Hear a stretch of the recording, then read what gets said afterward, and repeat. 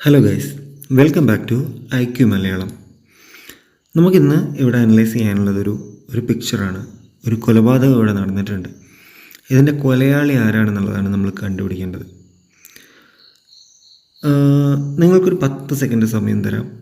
ഈ സീൻ മൊത്തത്തിലൊന്ന് അനലൈസ് ചെയ്യുക.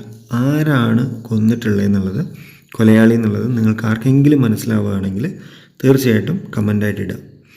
തെറ്റാവാം, ശരിയാവാം, അതെന്താണെങ്കിലും നമുക്ക് കുഴപ്പമൊന്നുമില്ല. നമ്മൾ ട്രൈ ചെയ്യുക. അതാണല്ലോ നമുക്ക് ഏറ്റവും കൂടുതൽ വേണ്ടത്. ജയമാവാം തോൽവിയാവാം, നമ്മൾ ട്രൈ ചെയ്യുക. ട്രൈ ചെയ്തിട്ട് പോയാൽ പോട്ടിടും. ചുമ്മാ ട്രൈ ചെയ്ത് നോക്കുക. ഓക്കെ, ഒരു 10 സെക്കൻഡ് തരാം. ഒന്ന് ആലോചിച്ച് നോക്കാം.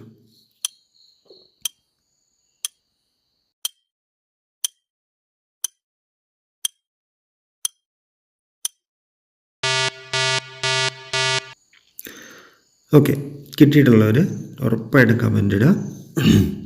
നമുക്ക് ഒരുമിച്ച് ഈ സീനൊന്ന് അനലൈസ് ചെയ്ത് നോക്കാം. മൊത്തം 5 പേരാണുള്ളത്. ഒരു ലേഡി മരിച്ചു കിടക്കുന്നുണ്ട്.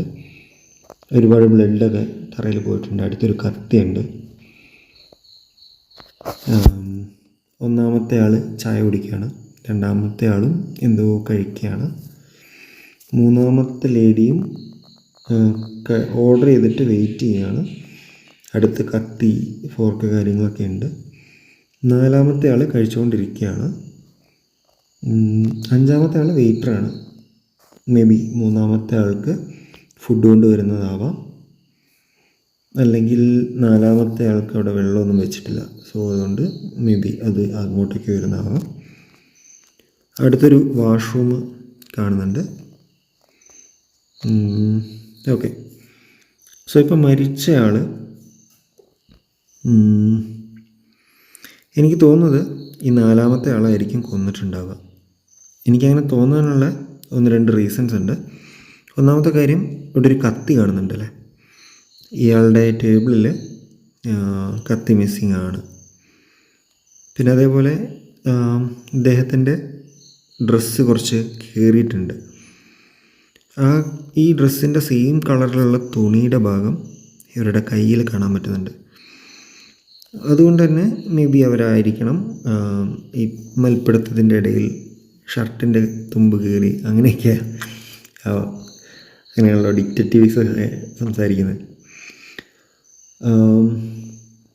പിന്നെ ആൾ കുറച്ച് ടെൻസ്ഡാണ്. കുറച്ച് ടെൻഷൻ അടിച്ചിരിക്കുന്ന പോലെ തോന്നുന്നുണ്ട്.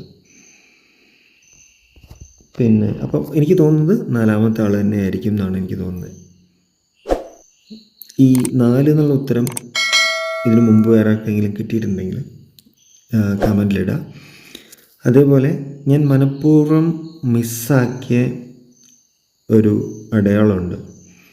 ആ അടയാളം ആർക്കെങ്കിലും ഫൈൻഡ് ചെയ്യാൻ പറ്റുന്നുണ്ടെന്നുണ്ടെങ്കിൽ അതും കമൻ്റായിട്ട് അറിയിക്കുക.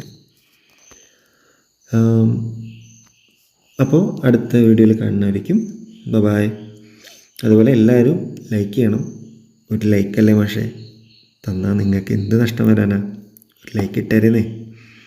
അതുപോലെ ചാനലൊന്ന് സബ്സ്ക്രൈബ് ചെയ്ത് വെക്കുക. നമുക്ക് ഒരുമിച്ച് ഇതേപോലത്തെ ഒരുപാട് ക്രൈം സീൻസ് അല്ലെങ്കിൽ IQ റിലേറ്റഡ് ആയിട്ടുള്ള കാര്യങ്ങൾ ഒരുമിച്ച് ഡിസ്കസ് ചെയ്യാം. Okay, thank you.